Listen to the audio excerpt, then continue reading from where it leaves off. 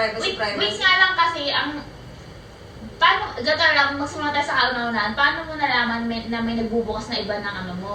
Ayun Ano pala tandaan mo?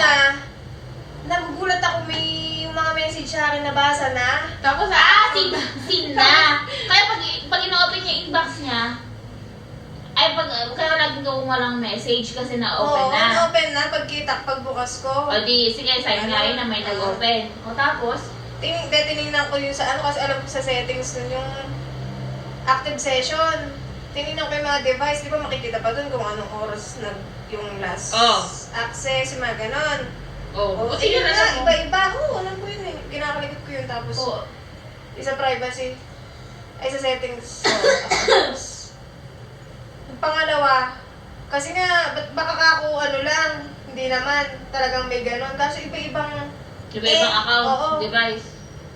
May web, minsan web, minsan... hindi ko naman naisip na nag-web dun si ano, kaya medyo parang naniwala ako sa kanya.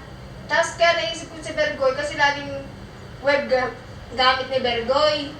Pero ayun nga, naisip ko lang. Kasi nga parang nag-ano nga ako, nun lang, kagabi lang, gets? Pero hindi na nga, hindi ko naisipin. Sinabi ko lang. Tapos yun sa... basta yung mga para magsasend ng notification sa akin. Na may other na nagbukas, gano'n. May ganon? May notification nga sa akin. Yung your device has been logged in sa account, gano'n. Other account. Ano daw, check daw if ako nga daw yun, gano'n. Oo, may ganun na. Laging tinignan. May option nga yun, tapos pag hindi ikaw, sabihin mo, no. Hindi nga eh. Parang alam talaga yung ano. Parang na-open na yung notification sa kanya na yung gano'n. Oo, kaso di ba sa hindi ka naman notification yun kasi na ano niya, nabuksan na. O tapos, Oo. Ayun, tapos last session daw, nakalagay na mga gano'n. O yun. alam mo gawin mo? Deactivate mo na yung Facebook. Oo. Ay, hindi. Kasi diba, deactivate niya pag binuksan ulit niya, deactivate ulit. Delete mo na yung account mo sa Facebook. Tapos magawa ka ng bagong account. Yun na lang din yung pinakamadaling solusyon eh, kasi i-complicate na Another account na. Pero madali ka lang naman mahanap ng mga followers mo.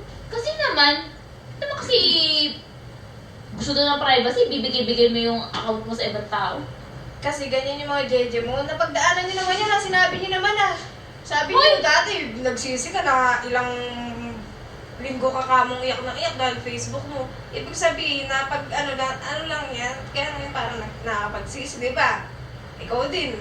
Kaso, na yan. Ay, hindi yung akin, hindi ko binigay sa pitang kinuha. Ayun nga, hindi ko rin binigay sa akin din. Kasi nga, nagkababae ako noon. Ano ba yung password mo sa ano? Sabi, di, syempre, ito, dahil sa pilitan na. Ay, ako hindi ganyan yung case ko eh. Sorry ka. Ibig sabihin, hindi ba lang nga. Kaso, Yun na lang ang option mo kasi pili ko din naman magugulo na to yung sa yaw-yaw. Sabi niya, wag na nga! Magawa na lang bago account, magagano lang yan. Gawa ka na lang ng bago, ikaw na yung magsiset ng Yahoo account mo, kaya Gmail mo. uy, Ganun. ano na yun? Si boss yung magagawa, tapos siya naman yung mag-hack. Gawa kita pero, ay, Ganun hindi, lang. bago mo ibahin yung ano mo, yung account mo, i-send mo muna sa all your friends and followers yung link ng YouTube natin. Pwede. Bright idea yan. Makakatulong ka pa. Oo. At saka ganito kasi pag di ba pag nagagawa ka na piliin mo lang yung security question na madali. Ako, dali-dali lang security question ko eh. Yung middle name lang ng tatay ko. Tapos Baka ayun naman yung maano. pag walang gulo yung utak, binibigyan ka na nga ng suggestion eh. Lagi kang, hindi, paano pag... Ikaw kami mga suggestion namin. Legit yan. Huwag ka na makontra. Sige na. Ah, Biro gano'n lang. Ganun ma. Huwag mo ako binibiro. Sa kulitsang ko.